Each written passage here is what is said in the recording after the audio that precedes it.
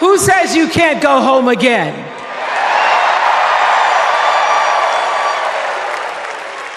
After watching the Obamas last night, that was some epic fire, wasn't it? Some epic fire. We're now so fired up, we can't wait to leave here and do something.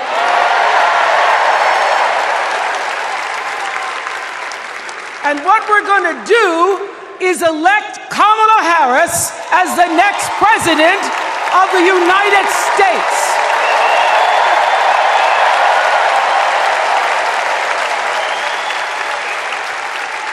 I am so honored to have been asked to speak on tonight's theme about what matters most to me, to you, and all of us Americans: freedom.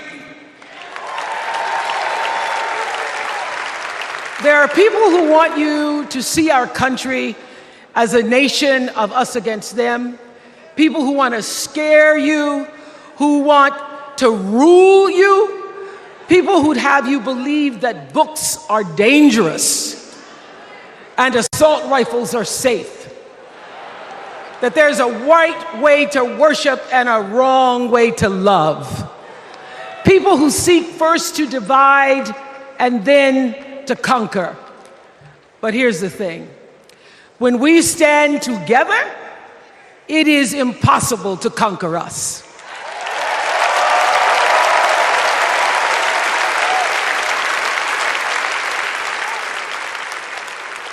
In the words of an extraordinary American, the late Congressman John Lewis,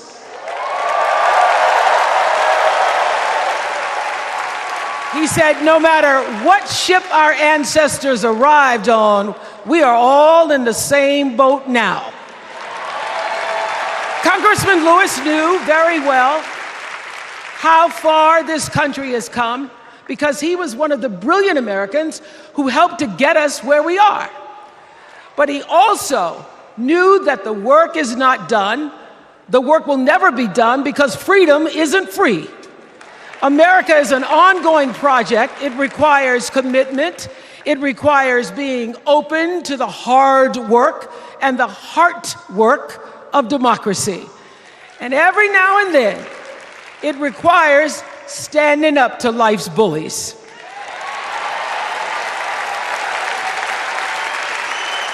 I know this.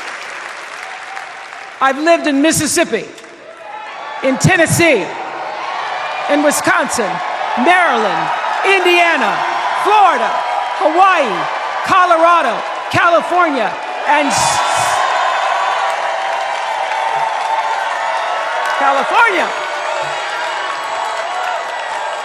sweet home Chicago, Illinois.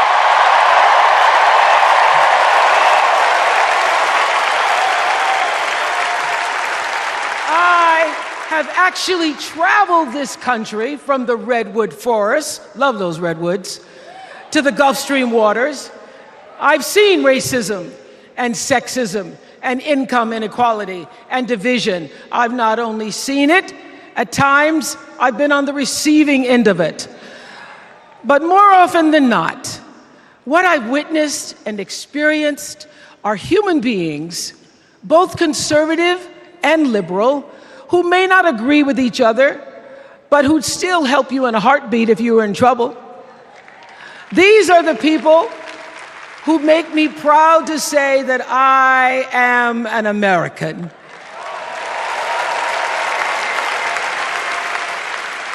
They are the best of America. And despite what some would have you think, we are not so different from our neighbors. When a house is on fire, we don't ask about the homeowner's race or religion. We don't wonder who their partner is or how they voted. No, we just try to do the best we can to save them. And if the place happens to belong to a childless cat lady,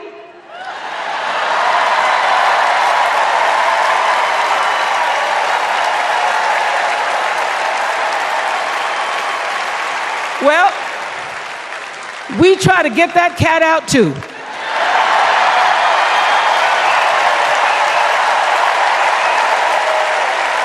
because we are a country of people who work hard for the money. We wish our brothers and sisters well, and we pray for peace. We know all the old tricks and tropes that are designed to distract us from what actually matters, but we are beyond ridiculous tweets and lies and foolery. These are complicated times, people, and they require adult conversation. And I welcome those conversations because civilized debate is vital to democracy, and it is the best of America. Now, over the last couple of nights, we have all seen brave people walk onto this stage and share their most private pain. Amanda and Josh, Caitlin, Hadley, they told us their stories of rape and incest and near-death experiences from having the state deny them the abortion that their doctor explained was medically necessary. And they've told us these things for one reason, and that is to keep what happened to them from happening to anybody else. Because if you do not have autonomy over this, if you cannot control when and how you choose to bring your children into this world and how they are raised and supported, there is no American dream.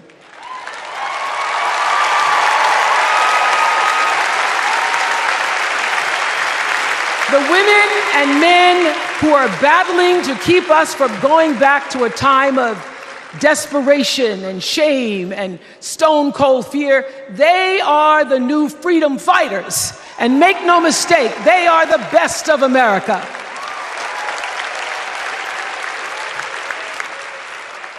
I want to talk now about somebody who's not with us tonight. Tessie Prevost Williams was born in New Orleans not long after the Supreme Court ruled that segregated public schools were unconstitutional. That was in 1954, same year I was born. But I didn't have to head to first grade at the all-white McDonough 19 school with a U.S. Marshal by my side like Tessie did. And when I got to school, the building wasn't empty like it was for Tessie. You see, rather than allowing McDonough to be integrated, parents pulled their kids out of the school, leaving only Tessie and two other little black girls, Gail Etienne and Leona Tate, to sit in a classroom with the windows papered over to block snipers from attacking their 6-year-old bodies. Tessie passed away 6 weeks ago. And I tell this story to honor her tonight because she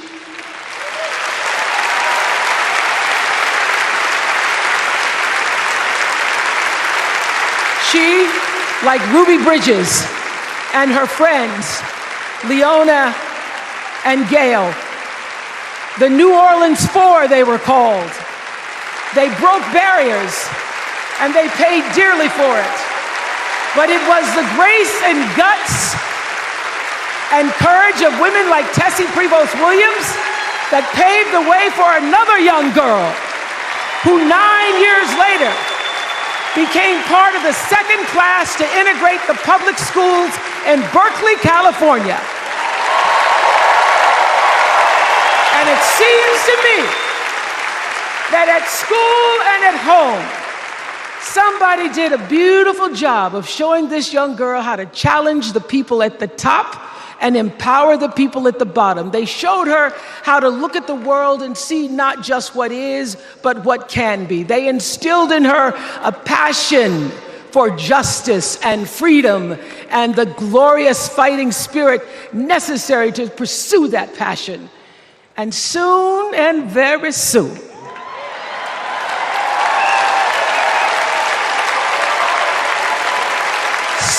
very soon, we're going to be teaching our daughters and sons about how this child of an Indian mother and a Jamaican father, two idealistic, energetic immigrants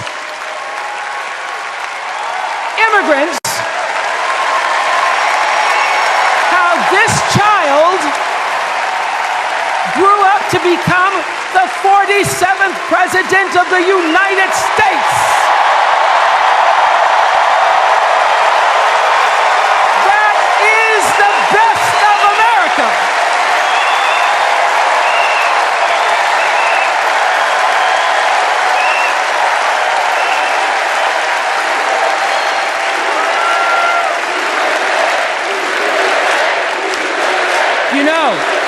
You know, let me tell you this.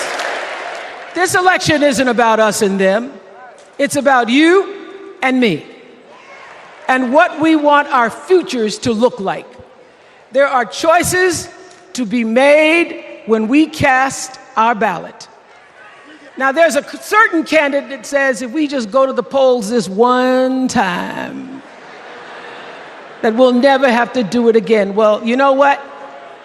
You're looking at a registered independent who's proud to vote again and again and again because I'm an American and that's what Americans do. Voting is the best of America. And I have always, since I was eligible to vote, I've always voted my values. And that is what is needed in this election now more than ever. So I'm calling on all you independents and all you undecideds. You know this is true. You know I'm telling you the truth, that values and character matter most of all. In leadership and in life. And more than anything, you know this is true, that decency and respect are on the ballot in 2024.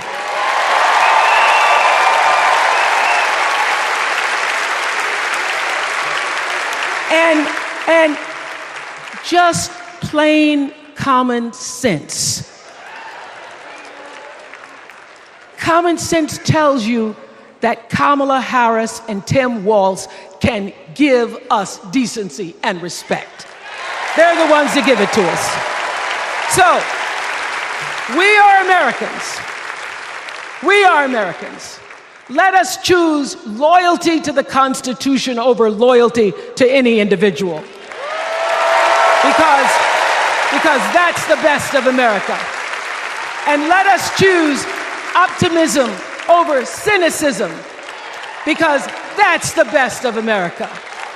And let us choose inclusion over retribution. Let us choose common sense over nonsense.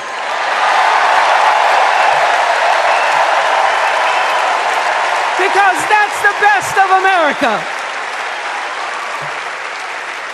And let us choose the sweet promise of tomorrow over the bitter return to yesterday. We won't go back. We won't be set back, pushed back, bullied back, kicked back. We're not going back.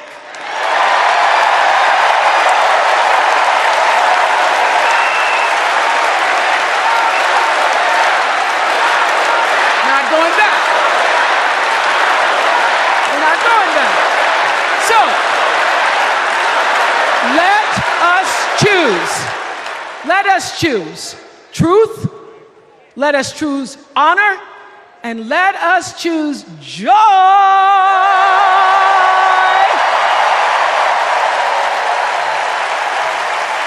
Because that's the best of America. But more than anything else, let us choose freedom. Why? Because that's the best of America. We're all Americans, and together, let's all choose Kamala Harris.